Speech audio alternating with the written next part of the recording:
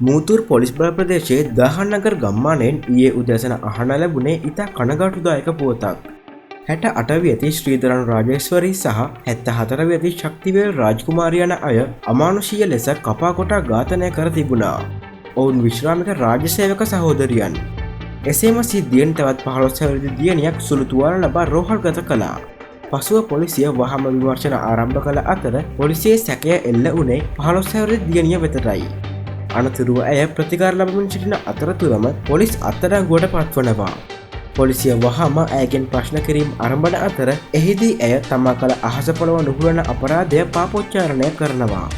ඇය පවසන පරිදි ඇගේ මව රාත්‍රී සේවාමුරය සඳහා නිවසින් පිටත් වූ අවස්ථාවේදී ඇය මෙම අපරාධය සිදු කර තිබෙනවා. මියගිය දෙදෙනා ඇගේ මිත්තනිය සහ මිත්තනියගේ සහෝදරිය. අම්මා ගියාම එයාලා මට වඩා මුණුබුරන් දෙදෙනාට හොඳින් සලකනවා. මේ නිසා මමත් තියුණු ආයුධයකින් පහර දී ඔවුන් මරලා දැම්මා. එම අවස්ථාවේදී මගේ අතත් තුවාල වුණා. ඇය පොලිසියට ලබා දී තිබුණේ එවන් පාපොච්චාරණයක්. පොලිසිය දැනට සැක කරන්නේ ඇයට මානසික රෝගී තත්ත්වයක් තිබෙන්න ඇති බවයි. මෙහි නවතම තොරතුරු ලදසනින් රැගෙන එන්න අප සූදානම්. සබ්ස්ක්‍රයිබ් කර රැඳී සිටින්න අප සමග.